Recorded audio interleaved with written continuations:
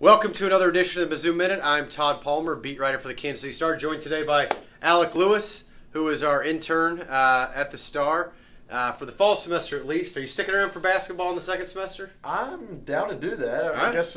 So our intern for the year, Alec Lewis. We just settled it. Thanks, guys. Obviously, last week was a low point when Missouri loses 51-45 against Middle Tennessee. I think this thing bottomed out a little bit more today against Kentucky. The final score was 35-21. Missouri loses at home against Kentucky. I didn't even think it was that close. At one point, it was 35-7. Missouri ends up giving up 582 yards. It's the first time in program history they've given up more than 500 yards in 4 straight games. They gave up 377 yards rushing on the ground.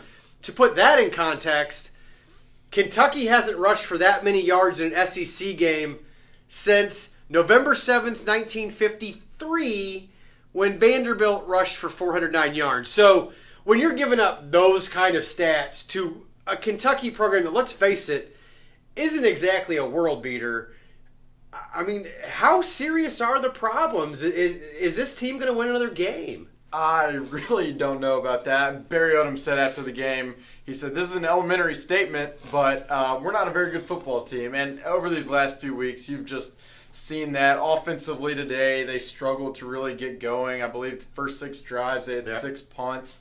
The running game just wasn't what it's been in weeks past. Demaria Crockett didn't have a 100 yards performance like he only had 13 carries. Right, that's true.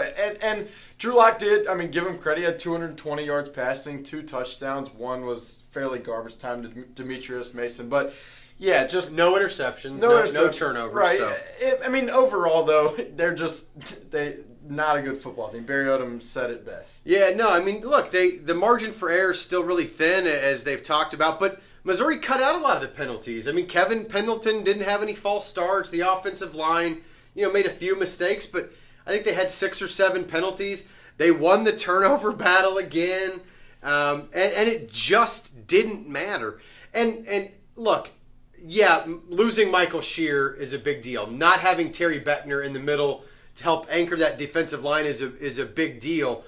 Is it 377 yards rushing kind of a big deal? No. Just simply put, this defense has had problems all year, and we've learned after the game and saw during the game that they kind of shifted back towards the ways of last year and the scheme of last year.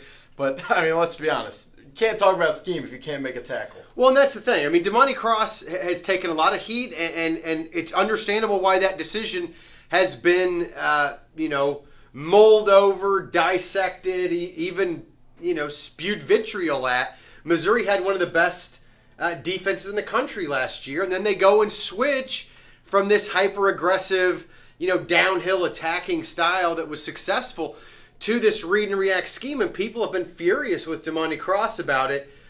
But after the game, Ricky Hatley, Arion Penton, these guys were like, yeah, we basically went back to last year's defense.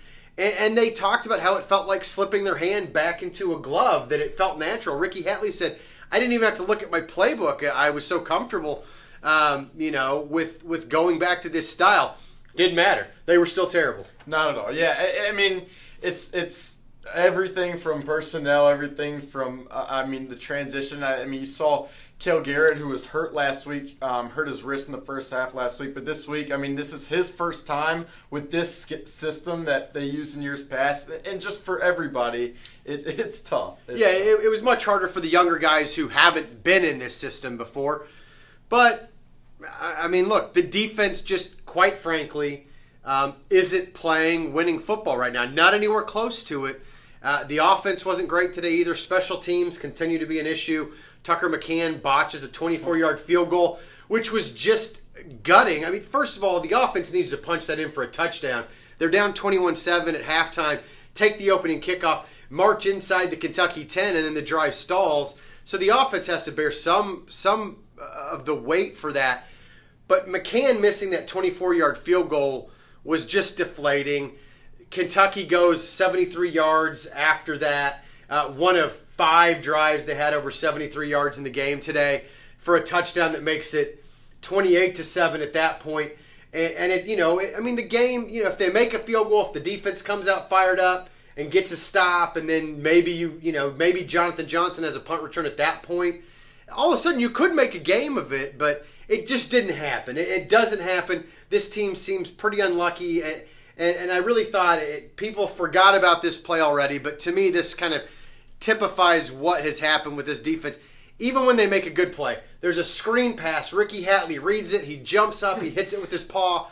And the Kentucky tight end still caught it for like a 5-yard gain. That's just what this season has become for the Missouri defense. They can do no right.